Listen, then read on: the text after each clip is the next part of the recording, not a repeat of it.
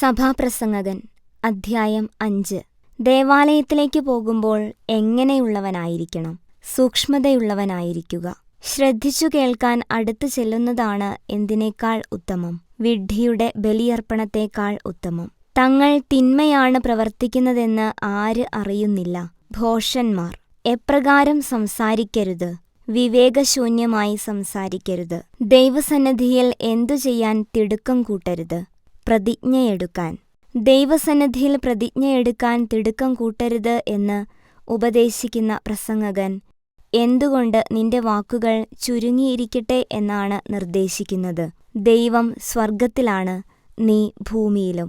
ആകുലതയേറുമ്പോൾ എന്താണ് കൂടുക? ദുസ്വപ്നങ്ങൾ. വാക്കുകളേറുമ്പോൾ അതെന്താകും? മൂഢജൽപ്പനമാകും. ദൈവത്തിന് നേർച്ച നേർന്നാൽ നിറവേറ്റാൻ താമസിക്കരുത് എന്ന് സൂചിപ്പിക്കുന്ന പ്രസംഗകൻ ആരിൽ അവിടത്തേക്ക് പ്രീതിയില്ല എന്നാണ് പറയുക? മൂഢരിൽ. സഭാപ്രസംഗകൻ തുടർന്ന് പറയുന്നത് എന്ത്? നേരുന്നത് നിറവേറ്റുക. നേർന്നിട്ട് നിറവേറ്റാത്തതിനേക്കാൾ ഭേദം എന്ത്? നേരാതിരിക്കുന്നത്. നിന്റെ അധരങ്ങൾ നിന്നെ എന്തിലേക്ക് നയിക്കാതിരിക്കട്ടെ? പാപത്തിലേക്ക്. തെറ്റുപറ്റിയതാണെന്ന് ആരോട് പറയാൻ ഇടവരുത്തരുത്? ദൂതനോട്. വാക്കുകളാൽ ദൈവത്തെ പ്രകോപിപ്പിക്കുകയും അങ്ങനെ എന്തു സംഭവിക്കാൻ ഇടയാക്കുകയും ചെയ്യുന്നതെന്തിന് എന്നാണ് പ്രസംഗകൻ ചോദിക്കുന്നത്. നിന്റെ അധ്വാനഫലം നശിക്കാൻ. സ്വപ്നങ്ങളേറുമ്പോൾ പൊള്ളവാക്കുകളും വർദ്ധിക്കുന്നതുകൊണ്ട് എന്തു ചെയ്യുകയെന്നാണ് സഭാപ്രസംഗകന്റെ അഭിമതം. ദൈവത്തെ ഭയപ്പെടുക. ഒരു ദേശത്ത് ദരിദ്രൻ മർദ്ദിക്കപ്പെടുകയും എന്തൊക്കെയോ നിഷ്കരുണം നിഷേധിക്കപ്പെടുകയും ചെയ്യുമ്പോൾ നീ വിസ്മയിക്കരുത് എന്നാണ് പ്രസംഗകൻ പറയുക. നീതിയും ന്യായവും. മേലധികാരിയെ അവനു മുകളിലുള്ളവനും അവനെ അവനും മുകളിലുള്ളവനും നിരീക്ഷിക്കുന്നുണ്ട് എന്ന് ഓർമ്മപ്പെടുത്തുന്ന വാക്യം. സഭാപ്രസംഗകൻ 5-ാം അധ്യായം 8-ാം വാക്യം. ഭൂമിയുടെ വിളവ് എല്ലാവർക്കുമുള്ളതാണ് എന്ന് പ്രസ്താവിക്കുന്ന പ്രസംഗകൻ ആർക്കും വിളവിൽ ആശ്രയിക്കാതെ വയ്യ എന്നാണ് പറയുക. രാജാവിനും. ആർക്കാണ് ദ്രവ്യം കൊണ്ട് തൃപ്തി വരികയില്ലാത്തത്? ദ്രവ്യാഗ്രഹിക്ക്. ആരാണ് ധനം കൊണ്ട് തൃപ്തിയടയുകയില്ലാത്തത്? ധനം മോഹിക്കുന്നവൻ. തുടർന്ന് ഇതും മിഥ്യ തന്നെ എന്ന് പറയുന്ന പ്രസംഗകൻ വിഭവങ്ങളേറുമ്പോൾ ആരുടെ എണ്ണം പെരുകുന്നു എന്നാണ് പറയുക? അത് തിന്നൊടുക്കുന്നവരുടെ. നോക്കി നിൽക്കാനല്ലാതെ ഉടമസ്ഥന് അതുകൊണ്ട് എന്ത് പ്രയോജനം? ഏതുകൊണ്ട്? വിഭവങ്ങളേറിയതുകൊണ്ട്. ഭക്ഷിക്കുന്നത് അല്പമോ അധികമോ ആകട്ടെ, ആർക്കാണ് സുഖനിദ്ര ലഭിക്കുന്നത്? അധ്വാനിക്കുന്നവന്. ധനികന്റെ ഉറക്കം കെടുത്തുന്നതെന്ത്? അമിത സമ്പാദ്യം. സൂര്യന് കീഴെ ഞാൻ വലിയൊരു തിന്മ കണ്ടു എന്ന് സൂചിപ്പിക്കുന്ന പ്രസംഗകൻ അതെന്താണെന്നാണ് പറയുക? ധനികൻ തന്റെ തന്നെ നാശത്തിന് മുതൽ സൂക്ഷിക്കുന്നു. ഒരു സാഹസയത്നത്തിൽ മുതൽ നഷ്ടപ്പെടുന്ന ധനികന്റെ സ്ഥിതി എപ്രകാരമായി? തന്റെ പുത്രന് കൊടുക്കാൻ അവന്റെ കൈവശം ഒന്നുമില്ലാതെയായി. അമ്മയുടെ ഉദരത്തിൽ നിന്ന് പുറത്തു വന്നതുപോലെ നഗ്നനായി തന്നെ അവൻ പോകും. അവന്റെ പ്രയത്നഫലത്തിലൊന്നും അവൻ കൊണ്ടുപോകില്ല. അവനാര്? ധനികൻ. അതും വലിയ തിന്മയാണെന്ന് പറയുന്ന പ്രസംഗകൻ കൂട്ടിച്ചേർക്കുന്നതെന്ത്? അവൻ വന്നതുപോലെ തന്നെ പോകും. വ്യർത്ഥപ്രയത്നം കൊണ്ടും എപ്രകാരം തള്ളിനീക്കിയ ജീവിതം കൊണ്ടും അവൻ എന്ത് പ്രയോജനമെന്നാണ് ധനികനെക്കുറിച്ച് ചോദിക്കുന്നത്? അന്ധകാരത്തിലും വിലാപത്തിലും ആകുലതയിലും രോഗത്തിലും അസന്തുഷ്ടിയിലും. ദൈവദത്തമായ ഈ ഹ്രസ്വജീവിതം മനുഷ്യൻ എപ്രകാരം കഴിക്കുന്നതാണ് ഉത്തമവും യോഗ്യവുമായി ഞാൻ കണ്ടിട്ടുള്ളത് എന്നും ഇതാണ് അവന്റെ ഗതി എന്നുമാണ് പ്രസംഗകൻ പറയുന്നത്. തിന്നുകുടിച്ചും അധ്വാനഫലം ആസ്വദിച്ചും സമ്പത്തും സമൃദ്ധിയും അത് അനുഭവിക്കാനുള്ള കഴിവും നൽകി ദൈവം അനുഗ്രഹിച്ചിട്ടുള്ള ഓരോ വ്യക്തിയും ചെയ്യേണ്ടത് എന്ത്? തന്റെ ഈ അവസ്ഥയെ മാനിക്കുകയും അധ്വാനഫലം ആസ്വദിക്കുകയും ചെയ്യേണ്ടതാണ്. കാരണമെന്ത്? ഇത് ദൈവത്തിന്റെ ദാനമാണ്. ജീവിതത്തിന്റെ ദിനങ്ങൾ കൊഴിഞ്ഞു പോകുന്നതിനെക്കുറിച്ച് അവൻ ഓർക്കുകയില്ല. ആർ സമ്പത്തും സമൃദ്ധിയും അത് അനുഭവിക്കാനുള്ള കഴിവും നൽകി ദൈവം അനുഗ്രഹിച്ചിട്ടുള്ള ഓരോ വ്യക്തിയും. സഭാപ്രസംഗകൻ 5-ാം അധ്യായം 2-ാം വാക്യത്തിന് സമാനമായ പുതിയ നിയമ വാക്യം ഏത്? യാക്കോബ് ശ്ലീഹായുടെ ലേഖനം അധ്യായം 3 8-ാം വാക്യം. സഭാപ്രസംഗകൻ 5-ാം അധ്യായം 4 സമാനമായ മറ്റൊരു തിരുവചന ഭാഗം. നിയമാവർത്തന പുസ്തകം 23-ാം അധ്യായം 22 മുതൽ 24 വരെയുള്ള തിരുവചനങ്ങൾ. സഭാപ്രസംഗകൻ 5-ാം അധ്യായം 14 സമാനമായ മറ്റ് തിരുവചന ഭാഗങ്ങൾ. ജോബിന്റെ പുസ്തകം 1-ാം അധ്യായം 21-ാം വാക്യം. തിമോത്തിയോസിന് എഴുതപ്പെട്ട ലേഖനം 6-ാം അധ്യായം 7-ാം വാക്യം. സഭാപ്രസംഗകൻ അധ്യായം 6. സൂര്യന് കീഴെ എങ്ങനെയുള്ള ഒരു തിന്മ ഞാൻ കണ്ടിരിക്കുന്നു എന്നാണ് സഭാപ്രസംഗകൻ പറയുന്നത്. മനുഷ്യർക്ക് ദുർവഹമായൊരു തിന്മ. ഒരാൾക്ക് ആഗ്രഹിക്കുന്നതിൽ ഒന്നും കുറവ് വരാത്ത വിധം ദൈവം അവൻ ആഗ്രഹിച്ചതൊക്കെ നൽകുകയും എങ്കിലും അവിടുന്ന് അതനുഭവിക്കാനുള്ള കഴിവ് നൽകുന്നില്ല എന്നാണ് സഭാപ്രസംഗകൻ വിലയിരുത്തുന്നത്. സമ്പത്തും ഐശ്വര്യവും മഹിമയും.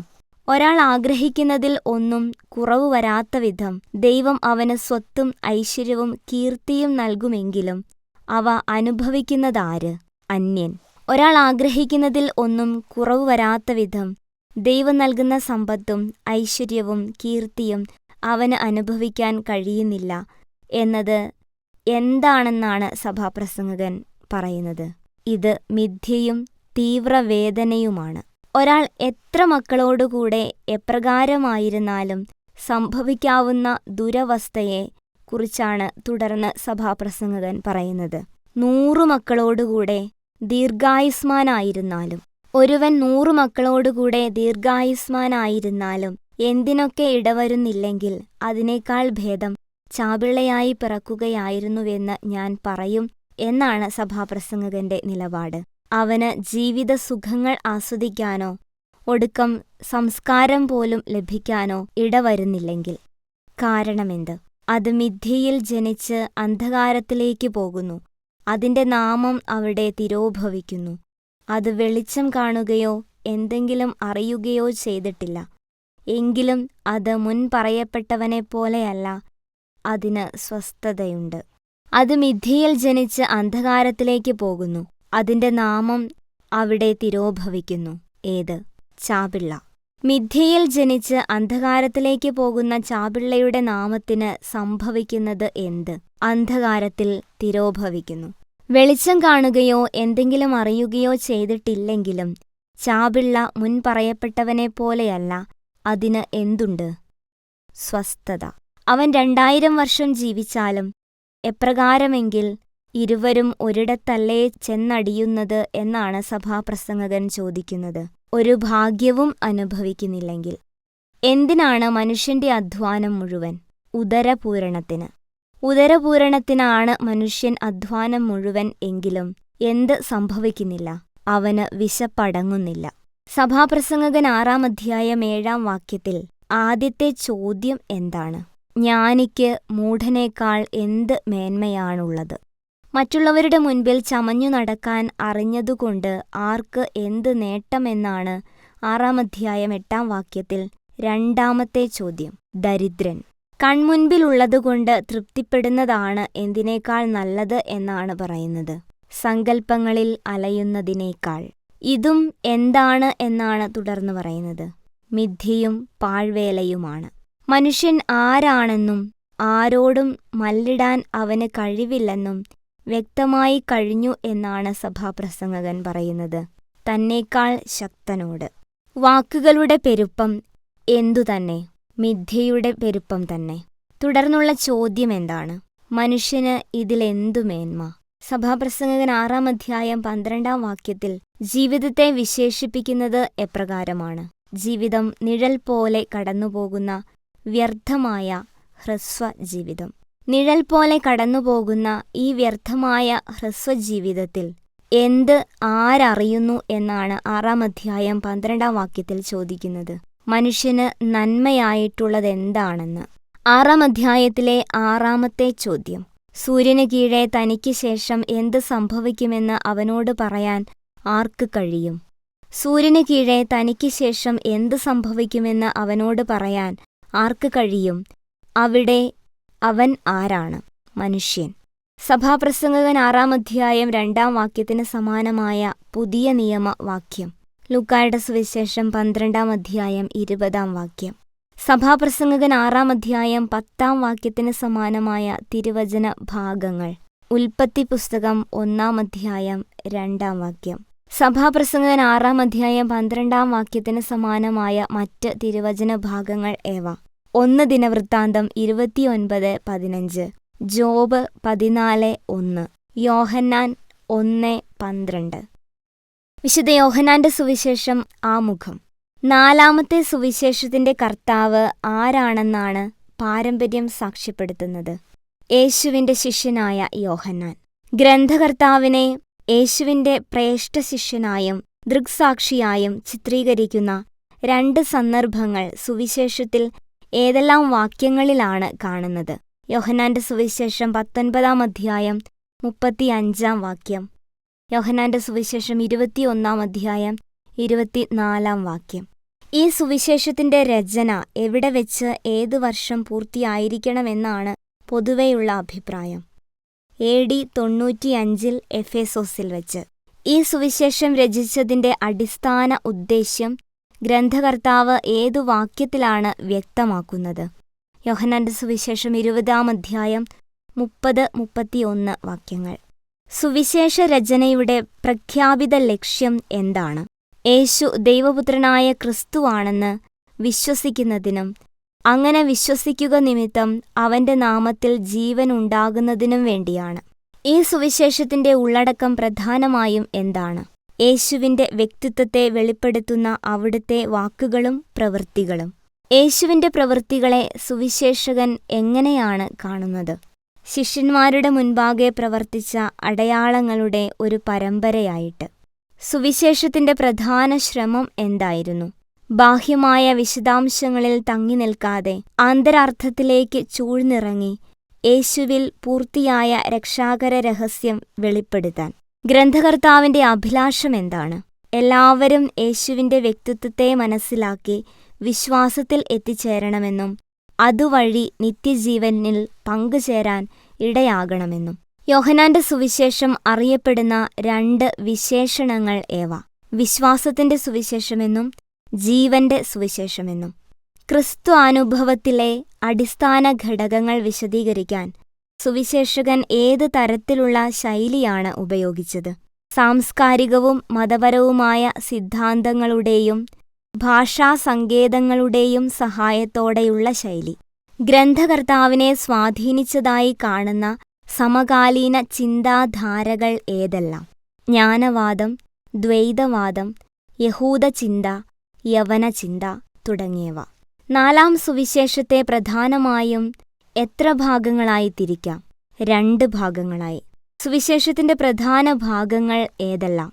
അടയാളങ്ങളുടെ പുസ്തകം, മഹത്വത്തിന്റെ പുസ്തകം. അടയാളങ്ങളുടെ പുസ്തകത്തിലെ പ്രതിപാദ്യം എന്താണ്?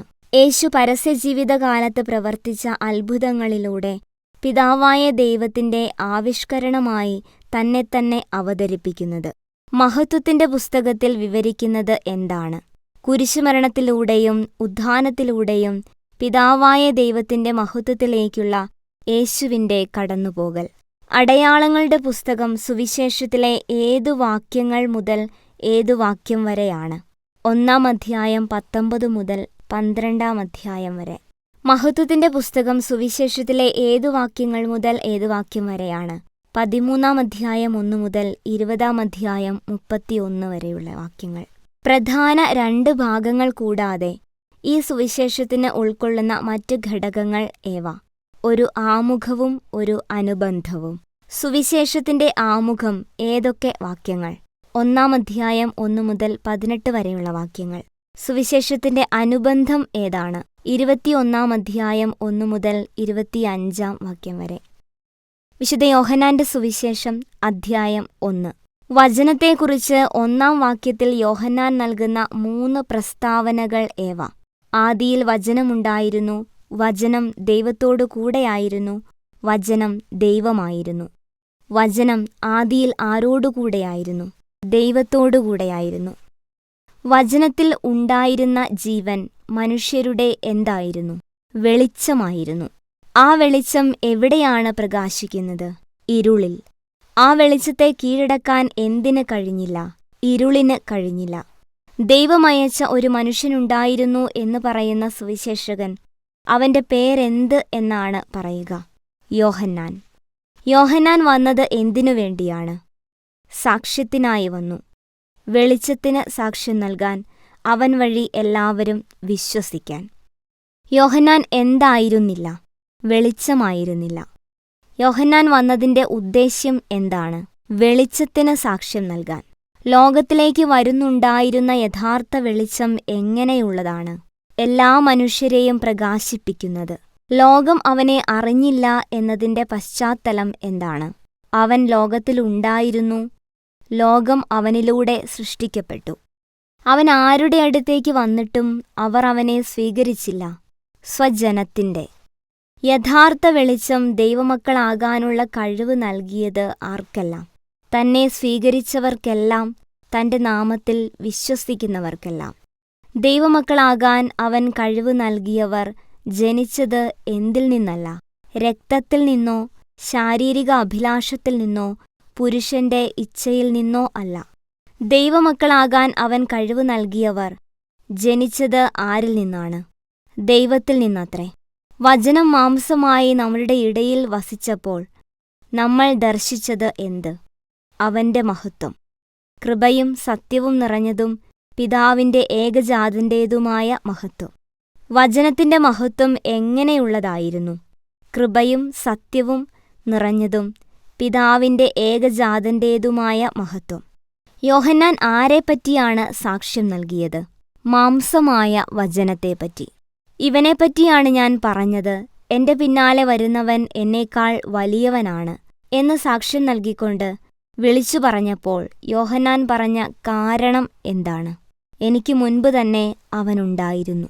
നാമെല്ലാം അവന്റെ പൂർണ്ണതയിൽ നിന്ന് സ്വീകരിച്ചിരിക്കുന്നത് എന്താണ്? കൃപയ്ക്കുമേൽ കൃപ. നിയമം ആരു വഴിയാണ് നൽകപ്പെട്ടത്? മോശ വഴി. കൃപയും സത്യവും ആരു വഴിയാണ് ഉണ്ടായത്? യേശുക്രിസ്തു വഴി. ദൈവത്തെ ആരും ഒരിക്കലും കണ്ടിട്ടില്ല. ദൈവത്തെ വെളിപ്പെടുത്തിയത് ആരാണ്?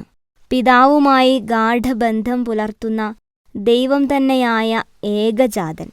യോഹന്നാനോട് ചോദ്യം ചോദിക്കാൻ യഹൂദർ ജെറുസലേമിൽ നിന്ന് ആരെയാണ് അയച്ചത്? എന്ത് ചോദിക്കാനാണ് അയച്ചത്? പുരോഹിതന്മാരെയും ലേവ്യരെയും. നീ ആരാണ് എന്ന് ചോദിക്കാൻ.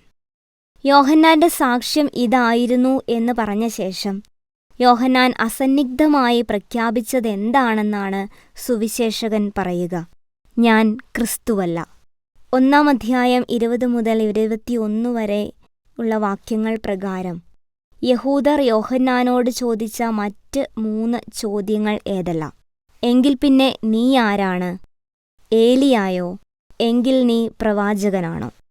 എങ്കിൽ പിന്നെ നീ ആരാണ്? ഏലിയായോ എന്ന് ചോദിച്ചപ്പോൾ യോഹന്നാൻ പ്രതിവചിച്ചത് എന്ത്? അല്ല. എങ്കിൽ നീ പ്രവാചകനാണോ എന്ന് ചോദിച്ചപ്പോൾ യോഹന്നാൻ മറുപടി നൽകിയത് എന്ത്? അല്ല. യഹൂദർ വീണ്ടും യോഹന്നാനോട് ചോദിച്ച 3 ചോദ്യങ്ങൾ എന്തെല്ലാം? അങ്ങനെയെങ്കിൽ നീ ആരാണ്? ഞങ്ങളെ അയച്ചവർക്ക് ഞങ്ങൾ എന്തു മറുപടി കൊടുക്കണം? നിന്നെക്കുറിച്ച് നീ തന്നെ എന്തു പറയുന്നു? ഏശയ്യാ ദീർഘദർശി പ്രവചിച്ചതുപോലെ താൻ ആരാണെന്നാണ് യോഹന്നാൻ മറുപടി നൽകിയത്. കർത്താവിന്റെ വഴികൾ നേരെയാക്കുവിൻ എന്ന മരുഭൂമിയിൽ വിളിച്ചു പറയുന്നവന്റെ ശബ്ദമാണ് ഞാൻ. 1 അധ്യായം 24 വാക്യം പ്രകാരം യോഹന്നാന്റെ അടുത്തേക്ക് ചോദ്യം ചോദിക്കാൻ വന്നവരെ അയച്ചത് ആരാണ്? ഫരിസേയർ. നീ ക്രിസ്തുവോ ഏലിയായോ പ്രവാചകനോ അല്ലെങ്കിൽ പിന്നെ എന്തു ചെയ്യാൻ കാരണമെന്ത് എന്നാണ് അവർ ചോദിച്ചത്?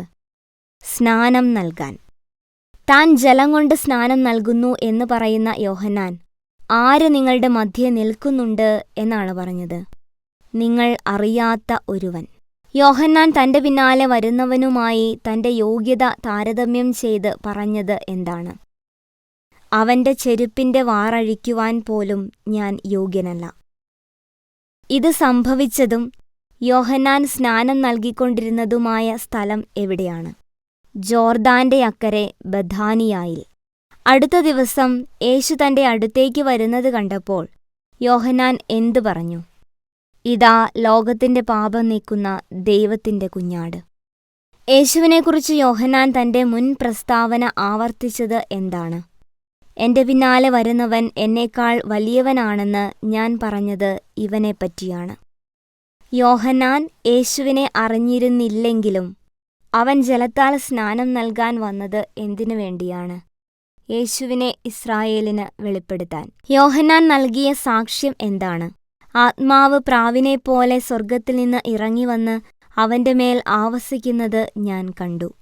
ഞാൻ അവനെ അറിഞ്ഞിരുന്നില്ല എന്ന് യോഹന്നാൻ വീണ്ടും പറഞ്ഞത് ഏതു വാക്യത്തിൽ? 1 അധ്യായം 33 വാക്യത്തിൽ.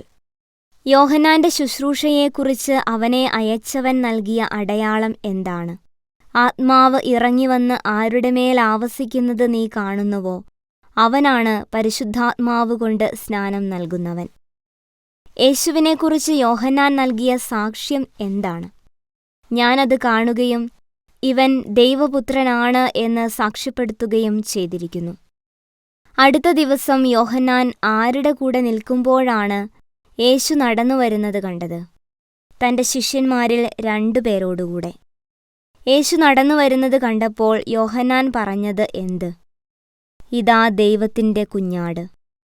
യോഹന്നാൻ പറഞ്ഞത് കേട്ട് ആ 2 ശിഷ്യന്മാർ എന്തു ചെയ്തു? യേശുവിനെ അനുഗമിച്ചു. യേശു തിരിഞ്ഞ് അവർ തന്റെ പിന്നാലെ വരുന്നത് കണ്ട് അവരോട് ചോദിച്ചത് എന്താണ്? നിങ്ങൾ എന്തന്വേഷിക്കുന്നു? അപ്പോൾ ആ 2 ശിഷ്യന്മാർ ചോദിച്ചതെന്ത്?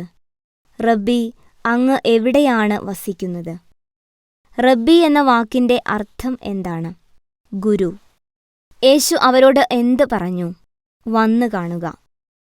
അവർ ചെന്ന് എന്താണ് ചെയ്തത്? അവൻ വസിക്കുന്നിടം കാണുകയും അന്ന് അവനോടുകൂടെ താമസിക്കുകയും ചെയ്തു. അവർ യേശുവിനോടുകൂടെ താമസിക്കുമ്പോൾ സമയം എത്രയായിരുന്നു? ഏകദേശം 10 മണിക്കൂർ. യോഹന്നാൻ പറഞ്ഞത് കേട്ട് യേശുവിനെ അനുഗമിച്ച ആ 2 പേരിൽ ഒരുവൻ ആരായിരുന്നു? ശിമയോൻ പത്രോസിന്റെ സഹോദരൻ അന്ത്രയോസ്. അന്ത്രയോസ് ആദ്യം പോയി കണ്ടത് ആരെയാണ്? തന്റെ സഹോദരനായ ശിമയോനെ. അന്ത്രയോസ് ശിമയോനോട് പറഞ്ഞ സന്തോഷവാർത്ത എന്താണ്? ഞങ്ങൾ മിശിഹായെ, ക്രിസ്തുവിനെ കണ്ടു. ശിമയോനെ യേശുവിന്റെ അടുത്ത് കൊണ്ടുവന്നത് ആരാണ്? അന്ത്രയോസ്. യേശു ശിമയോനെ നോക്കി ആദ്യം പറഞ്ഞത് എന്ത്? നീ യോഹന്നാന്റെ പുത്രനായ ശിമയോനാണ്. യേശു പറഞ്ഞതനുസരിച്ച് ശിമയോൻ ഏതു പേരിലാണ് വിളിക്കപ്പെടുക? കേപ്പ, പാറ. പിറ്റേ ദിവസം യേശു എവിടേക്ക് പോകാനാണ് ഒരുങ്ങിയത്? ഗലീലിയിലേക്ക്. പീലിപ്പോസിനെ കണ്ടപ്പോൾ യേശു അവനോട് എന്തു പറഞ്ഞു? എന്നെ അനുഗമിക്കുക. പീലിപ്പോസ് ഏത് പട്ടണത്തിൽ നിന്നുള്ളവനായിരുന്നു? അന്ത്രയോസിന്റെയും പത്രോസിന്റെയും പട്ടണമായ ബെത്സയിദായിൽ നിന്നുള്ളവൻ. മോശയുടെ നിയമത്തിലും പ്രവാചക ഗ്രന്ഥങ്ങളിലും എഴുതിയിരിക്കുന്നത് ആരെപ്പറ്റിയാണെന്നാണ് പീലിപ്പോസ് നഥാനയേലിനോട് പറഞ്ഞത്? ജോസഫിന്റെ മകൻ, നസ്രത്തിൽ നിന്നുള്ള യേശുവിനെ. ആരെ ഞങ്ങൾ കണ്ടു എന്നാണ് പീലിപ്പോസ് നഥാനയേലിനെ കണ്ട് അവനോട് പറഞ്ഞത്? മോശയുടെ നിയമത്തിലും പ്രവാചക ഗ്രന്ഥങ്ങളിലും ആരെപ്പറ്റി എഴുതിയിരിക്കുന്നുവോ അവനെ, ജോസഫിന്റെ മകൻ, നസ്രത്തിൽ നിന്നുള്ള യേശുവിനെ. അപ്പോൾ നഥാനയേൽ ചോദിച്ചത് എന്ത്? നസ്രത്തിൽ നിന്ന് എന്തെങ്കിലും നന്മയുണ്ടാകുമോ? നഥാനയേലിന് പീലിപ്പോസ് നൽകിയ മറുപടി എന്താണ്? വന്നു കാണുക. നഥാനയേൽ തന്റെ അടുത്തേക്ക് വരുന്നത് കണ്ട് യേശു അവനെപ്പറ്റി പറഞ്ഞത് എന്ത്? ഇതാ നിഷ്കപടനായ ഒരു യഥാർത്ഥ ഇസ്രായേൽക്കാരൻ. അപ്പോൾ നഥാനയേൽ യേശുവിനോട് ചോദിച്ചതെന്ത്? നീ എന്നെ എങ്ങനെ അറിയുന്നു? നഥാനയേൽ എപ്പോൾ എവിടെയിരിക്കുന്നത് താൻ അവനെ കണ്ടു എന്നാണ് യേശു അവനോട് പറഞ്ഞത്? പീലിപ്പോസ് വിളിക്കുന്നതിനു മുൻപ് അത്തിമരത്തിന്റെ ചുവട്ടിൽ ഇരിക്കുമ്പോൾ. നഥാനയേൽ യേശുവിനെക്കുറിച്ച് ഒരു പ്രഖ്യാപനം പോലെ പറഞ്ഞത് എന്ത്? റബ്ബി, അങ്ങ് ദൈവപുത്രനാണ്, ഇസ്രായേലിന്റെ രാജാവാണ്. എവിടെ നിന്നെ കണ്ടു എന്ന് ഞാൻ പറഞ്ഞതുകൊണ്ട് നീ എന്നിൽ വിശ്വസിക്കുന്നു, അല്ലേ എന്നാണ് യേശു നഥാനയേലിനോട് ചോദിച്ചത്. അത്തിമരത്തിന്റെ ചുവട്ടിൽ. തുടർന്ന് യേശു പറഞ്ഞത് എന്ത്? എന്നാൽ ഇതിനേക്കാൾ വലിയ കാര്യങ്ങൾ നീ കാണും. ഇതിനേക്കാൾ വലിയ ഏത് കാര്യങ്ങളാണ് അവർ കാണും എന്ന് സത്യം സത്യമായി ഞാൻ നിങ്ങളോട് പറയുന്നു എന്ന ആമുഖത്തോടെ യേശു പ്രവചിച്ചത്. സ്വർഗം തുറക്കപ്പെടുന്നതും ദൈവദൂതന്മാർ കയറിപ്പോകുന്നതും മനുഷ്യപുത്രന്റെ മേൽ ഇറങ്ങിവരുന്നതും. യോഹന്നാന്റെ സുവിശേഷം 1-ാം അധ്യായം 13-ാം വാക്യത്തിൽ ഗ്രീക്ക് കയ്യെഴുത്ത് പ്രതികളെല്ലാം ഇവിടെ ബഹുവചനം ഉപയോഗിച്ചിരിക്കുന്നത് എന്തിനെയാണ് സൂചിപ്പിക്കുന്നത്? ദൈവത്തിൽ നിന്നുള്ള വിശ്വാസികളുടെ ജനനത്തെ. എന്നാൽ പ്രാചീനങ്ങളായ ചില ലത്തീൻ സുറിയാനി കയ്യെഴുത്ത് പ്രതികളിൽ ഏകവചനം കാണുന്നത് എന്തിനെ സൂചിപ്പിക്കുന്നു? യേശുവിന്റെ ജനനത്തെ. കൃപയ്ക്കുമേൽ കൃപ എന്നതിന്റെ അർത്ഥമെന്ത്? ക്രിസ്തുവിൽ യാഥാർത്ഥ്യമായിത്തീർന്ന കൃപയ്ക്ക് അനുസ്യൂതമായ കൃപ. മിശിഹ എന്ന ഹീബ്രു പദത്തിന്റെയും ക്രിസ്തു എന്ന ഗ്രീക്കു പദത്തിന്റെയും അർത്ഥം എന്ത്? അഭിഷിക്തൻ. യോഹന്നാൻ 1-ാം അധ്യായം 23-ാം വാക്യത്തിന്റെ പഴയ നിയമം അടിസ്ഥാനമായി യേശയ്യാ പ്രവാചകന്റെ പുസ്തകം 40-ാം അധ്യായം 3-ാം വാക്യത്തിൽ പറയുന്നത് എന്ത്? ഒരു സ്വരം ഉയരുന്നു, മരുഭൂമിയിൽ കർത്താവിന് വഴിയൊരുക്കുവിൻ. 1-ാം അധ്യായം 45-ാം വാക്യത്തിൽ നഥാനയേൽ പറയുന്നതിന് അടിസ്ഥാനമായി നിലകൊള്ളുന്ന പഴയ നിയമ ഭാഗങ്ങൾ ഏവ? നിയമാവർത്തന പുസ്തകം 18-ാം അധ്യായം 18-ാം വാക്യം, യേശയ്യാ പ്രവാചകന്റെ പുസ്തകം 7-ാം അധ്യായം 14-ാം വാക്യം, 9-ാം അധ്യായം 6-ാം വാക്യം, എസക്കിയേൽ പ്രവാചകന്റെ പുസ്തകം 34-ാം അധ്യായം 23-ാം വാക്യം.